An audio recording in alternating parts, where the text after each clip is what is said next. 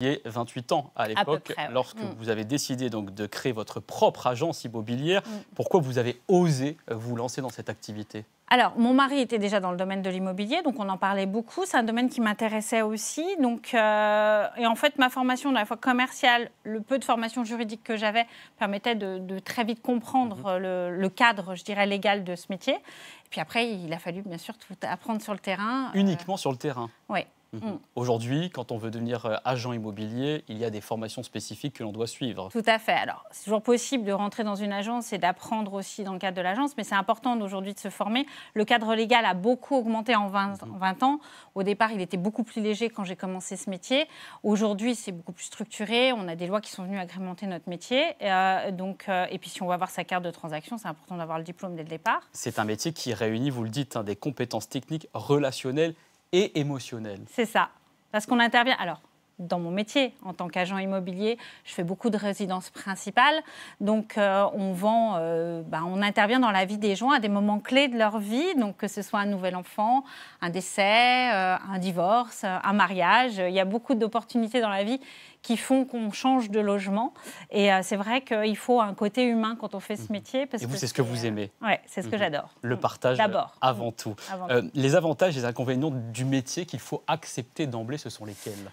Alors, notre métier, il a un côté précaire, dans le sens où on n'achète pas des appartements tous les mois, donc on doit changer régulièrement de client. Notre chiffre d'affaires, il n'est pas fixe, c'est-à-dire qu'on doit systématiquement recommencer. Donc, cette précarité et cette persévérance qu'on doit avoir dans le métier, parfois, ça peut user certaines personnes. Il faut quelques années d'expérience pour avoir une espèce de récurrence qui se met en place, de par les clients qui sont satisfaits, de par des clients qui vous recommandent, etc. Et ça prend un petit peu de temps. Et c'est vrai que ça peut être... Le côté précaire de notre métier peut parfois être difficile à accepter. Et si l'on veut travailler justement dans l'immobilier, quelles sont les possibilités qui s'offrent à nous ? Il y a différentes facettes, différents métiers que l'on peut exercer. Tout à fait. Alors, le monde de l'immobilier est très, très large. Ça va du social jusqu'à la promotion, du neuf, jusqu'aux locaux commerciaux et à la résidence principale, ce que je fais moi en transaction. Donc, c'est vrai que le panel d'intervention des agents immobiliers peut aller de la gestion locative au suivi commercial d'une promotion en général. Enfin, voilà, le monde de l'immobilier est très large et chacun fait en fonction de ses affinités. Voilà. À la fin de l'année 2009, vous exerciez déjà depuis à peu près 4 ans au sein de votre agence immobilière. Il y a un casting pour l'émission Recherche appartement ou maison, donc diffusée sur M6, qui va changer votre vie professionnelle. Comment votre participation à cette émission a-t-elle eu lieu ? Alors, c'était un coup de bol, on va dire. Les personnes qui étaient responsables du casting ont contacté l'agence. Ils cherchaient un garçon. Donc, je n'avais pas du tout les qualités et le profil initialement. Mon collaborateur qui travaillait dans l'immobilier depuis quelque temps n'était pas forcément assez aguerri dans le métier pour pouvoir postuler. Ils ont demandé les CV des autres personnes de l'agence et j'ai été recontactée quelques temps plus tard pour passer le casting. Et ça a marché. Désormais, vous êtes présente dans cette émission depuis plus de 15 ans. Quel travail vous demande la préparation d'une émission comme celle-ci ? Alors, c'est vrai que quand on regarde des fois l'émission, on a l'impression que tout est facile. Mais non, au contraire, il y a beaucoup de travail de terrain. Déjà, si le client a des difficultés à trouver, c'est parce que le bien est relativement rare. Donc, cette rareté, on l'a aussi, nous, dans nos recherches. Donc, ça demande un gros travail de terrain.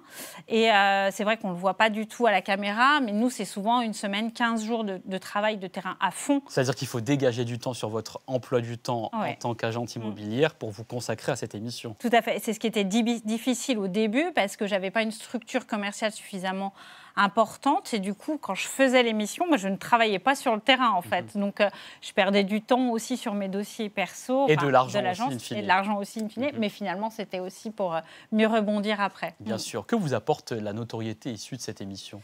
Alors plutôt plein de belles choses parce qu'en fait c'est une émission qui touche le cœur des gens et en fait qui règle une problématique à laquelle on est quasiment tous confrontés, c'est-à-dire trouver notre logement et notre foyer et c'est vrai que j'ai énormément de bienveillance de la part des gens quand ils il me rencontre ou quand il me croise, c'est « Ah tiens, c'est la dame de la télé » souvent.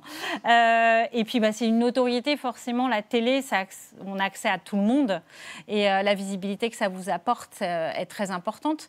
Et après, je pense que ce qui fait qu'on rentre dans la tête des gens, c'est notre régularité, la façon dont on travaille, le fait de réussir l'émission aussi, parce que si je ne vendais pas, ça n'allait pas marcher à terme. Mais c'est vrai que ça a mis du temps, ce n'est pas venu tout de suite.